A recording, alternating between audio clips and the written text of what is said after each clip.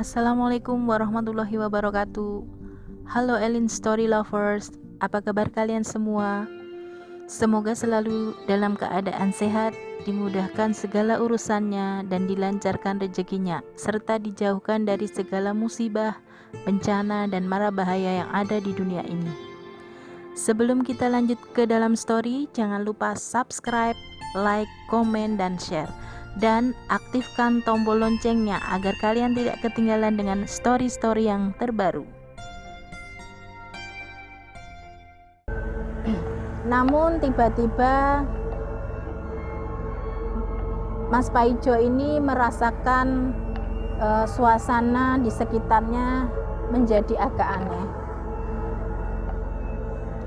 Udara di sekelilingnya terasa agak dingin dan tercium bau wewangian seperti bau kembang melati, dan bulu kuduknya Mas Paijo pun mendadak menjadi merinding. Open Diary.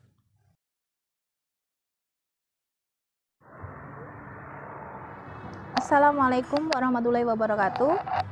Halo Elin Story Lovers, apa kabar kalian hari ini?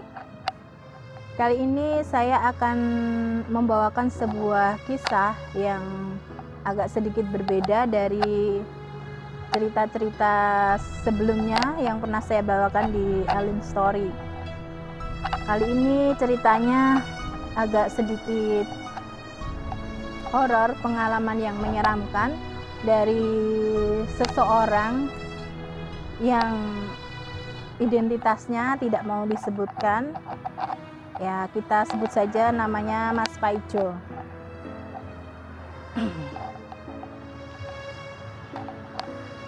Kisah ini terjadi sekitar tahun 2016, di mana saat itu Mas Paijo itu sudah lulus dari bangku SMA dan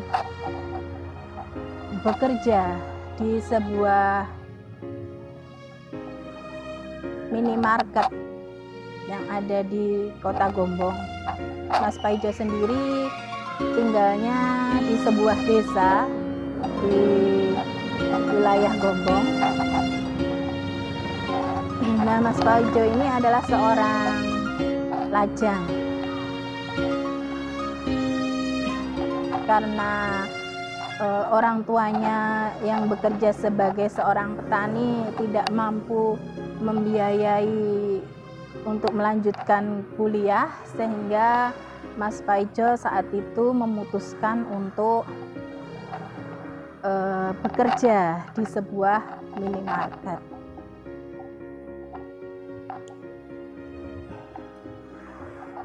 Dan Mas Paijo ini kebetulan mempunyai hobi memancing. Mas Paijo mempunyai sahabat karib yang kebetulan juga mempunyai hobi yang sama dengan Mas Paijo. Disebut saja namanya Mas Imron gitu ya. Mas Imron ini juga bekerja di sebuah minimarket, tapi beda lokasi dengan tempat bekerjanya Mas Paijo. Tapi rumahnya satu desa dengan Mas Paijo. Hampir setiap hari Mas Paijo ini mengisi hari-harinya dengan memancing, karena memang hobinya memancing. Kadang dia pergi sendiri untuk memancing, tapi kadang dia juga pergi memancing dengan Mas Imron jika saat itu mereka berdua sedang free dari kerjaannya, sama-sama free, baru mereka pergi memancing berdua. Nah, pada malam Jumat saat itu, sepulang kerja, dan kebetulan mereka jatahnya mendapatkan shift pagi sehingga malamnya mereka free. Jadi mereka sudah merencanakan untuk pergi memancing. Setelah pulang kerja mereka sepakat untuk pergi ke lokasi. Semua peralatan sudah mereka siapkan. Target mereka malam itu adalah sebuah kedung sungai yang ada di sebelah selatan desa mereka. Kedung itu memang terkenal dengan banyak ikannya. Nah, tiba saatnya habis maghrib, setelah pulang kerja mereka langsung mempersiapkan diri untuk segera menuju ke gedung tersebut. Sebelum pergi, Mas Paijo pun berpamitan dengan simboknya, dengan orang tuanya ya. Begini, Mbok, aku tak mancing yo. Ibu, saya mau pergi mancing dulu ya. Begitu. Iki isih maghrib le, rasa lungo-lungo, begitu kata simboknya. Ini masih maghrib nak, jangan pergi dulu. Demikian ibunya berkata. Aku ora dewean kok mbok, saya tidak sendirian kok ibu. Udu masalah kowe karo sopo le, tapi iki wayahe maghrib, wayahe sendekala, ora apik. Bukan masalah kamu itu tidak sendirian, tapi ini adalah waktunya maghrib, waktunya sendekala, enggak bagus. Tuh, begitu kata simboknya Mas Paijo. Wis tombok, ojo percaya tahayul. Saiki zaman modern. Sudahlah Bu, jangan percaya tahayul. Sekarang ini sudah zaman modern. Begitu Mas Paijo agak sedikit ngeyel dengan simboknya. Dengan begitu langsung dia menuju keluar. Le, ojo lungo dhisik, isih surup. Kowe arep mancing karo sapa? Nak, jangan keluar dulu. Masih maghrib, kamu mau mancing dengan siapa? Begitu kata simboknya. Karo Imron, Mbok, mancing ning Kedung Kidul kae. Sama Imron, Bu, mancing di sebelah selatan desa sana. Di Kedung sebelah selatan desa. Jawabnya Mas Paijo sambil mengambil peralatan pancingnya yang sudah disiapkan sejak tadi. Ojo le, kedung kono kae angker, rungokno omongane simbokmu iki le. Begitu. Jangan nak, kedung sana itu angker, dengerin kata simbokmu ini. Begitu kata simboknya Mas Paijo menasihati. Wis tombok, aku ki wis gede. Aja mbok weden-wedeni karo cerita tahayul ngono kuwi. Kedung kae iwake akeh. Wis yo mbok, aku mangkat sik. Assalamualaikum. Sudah ya Bu. Saya ini sudah besar, jangan ditakut-takuti dengan cerita-cerita tahayul seperti itu. Kedung sana itu ikannya banyak. Sudah ya Bu, saya berangkat dulu. Begitu kata Mas Paijo kepada simboknya. Lalu Mas Paijo pun bergegas menuju rumahnya Mas Imron. Waalaikumsalam. Leh, jawab simboknya yang entah mau ngomong apa lagi sudah gak terdengar oleh Mas Paijo. Sesampainya di rumah Mas Imron, ternyata dia sudah ditunggu oleh Mas Imron, sehingga tidak perlu waktu yang lama, mereka pun akhirnya berangkat ke gedung sebelah selatan desa mereka. Jalan menuju gedung tersebut cukup gelap. Maklum, di desa lampu penerangan jalan masih sangat minim. Hanya jalan di dekat rumah warga saja yang ada lampunya.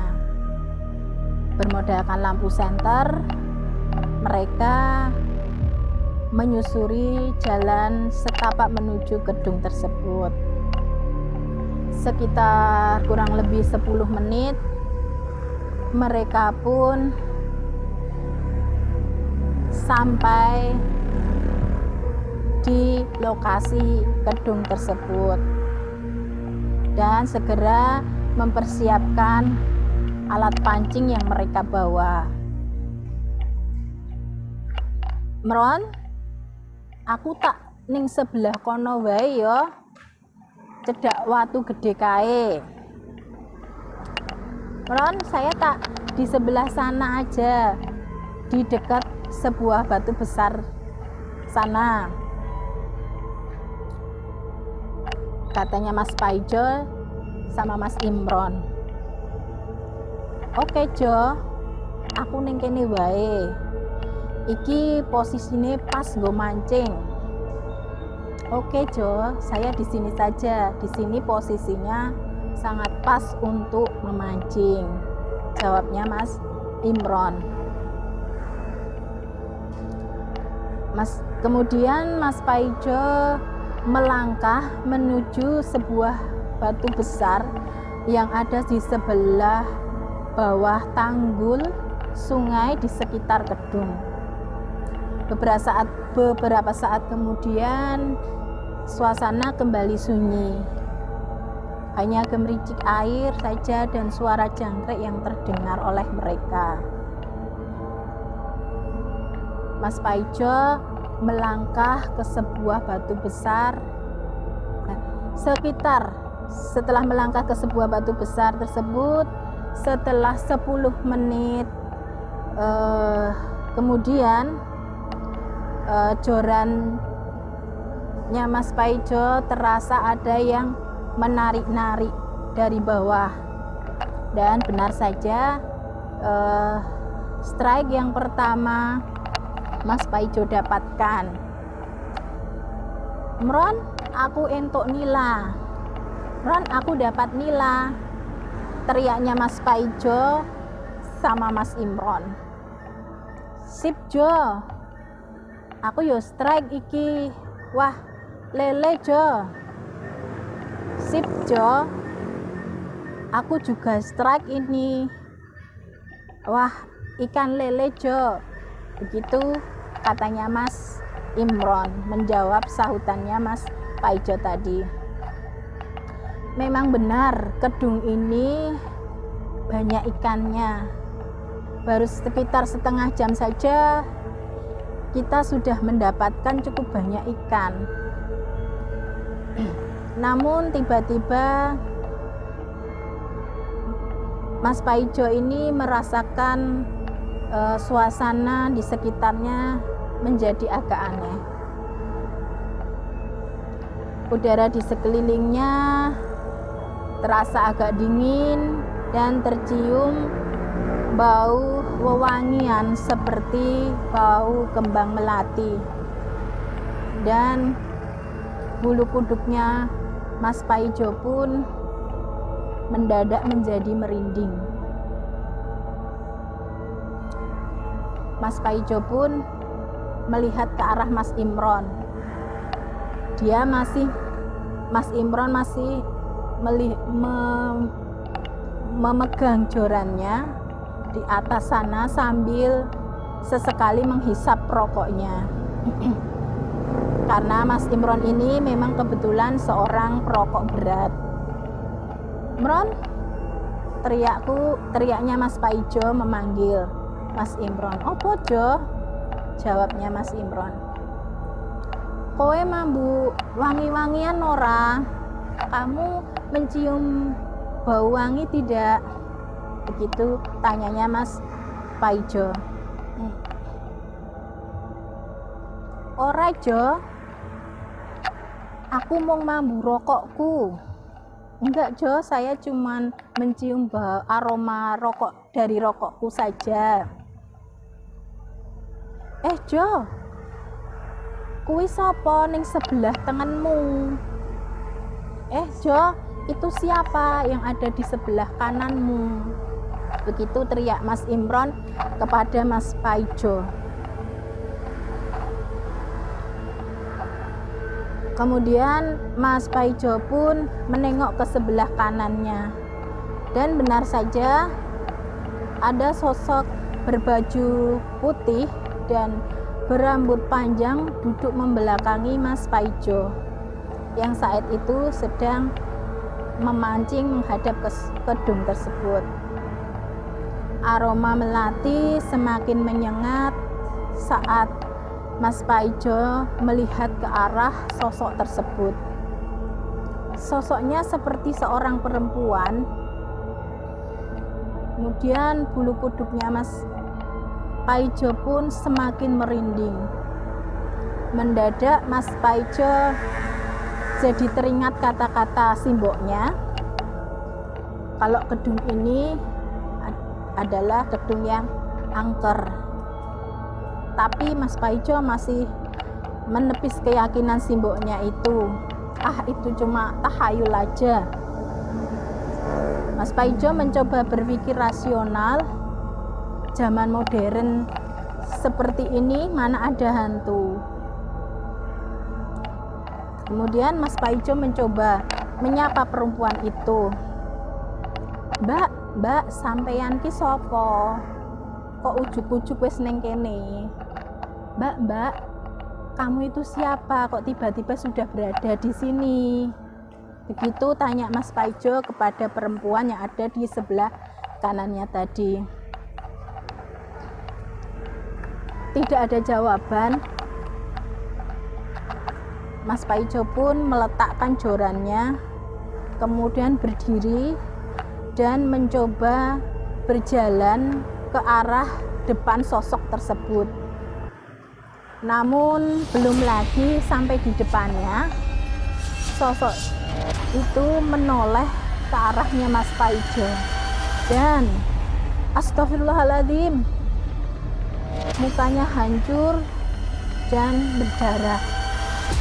Spontan Mas Paijo langsung naik ke atas tanggul sungai dan berlari ke arah Mas Imron sambil teriak, "Imron, kuntilanak, ayo balik!" Begitu teriaknya Mas Paijo pada Mas Imron. Mas Imron yang sedari tadi sepertinya memperhatikan Mas Paijo juga sudah siap ambil langkah 1000. Mereka sudah tidak peduli lagi dengan peralatan mancing yang mereka bawa dan juga ikan hasil pancingan mereka.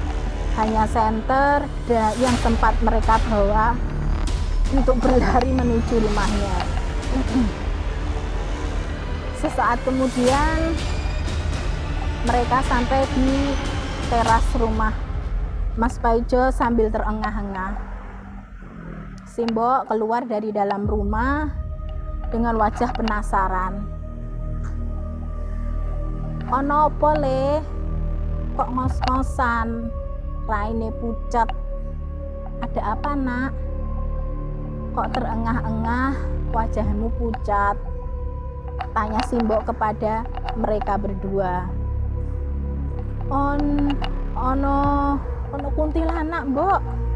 Ada kuntilanak, Bu, jawab mereka terbata-bata karena nafasnya yang masih belum beraturan. Nggih, Mbok deh. Wonten kuntilanak teng kedung mriko. Iya Bude, ada kuntilanak di gedung itu. Begitu jawab Mas Imron ikut menimpali. Simboknya Mas Paijo ini malah tersenyum kapokmu kapan le ora manut omongane simbok.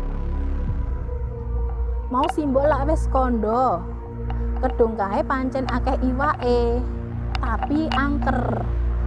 Apa meneh iki malam Jumat Kliwon. Kapokmu kapan, Nak? Kamu gak nurut apa yang ibu bilang. Tadi kan ibu sudah bilang kalau kedung itu memang banyak ikannya tapi angker. Apalagi ini malam Jumat Kliwon. Begitu kata simboknya Mas Paijo.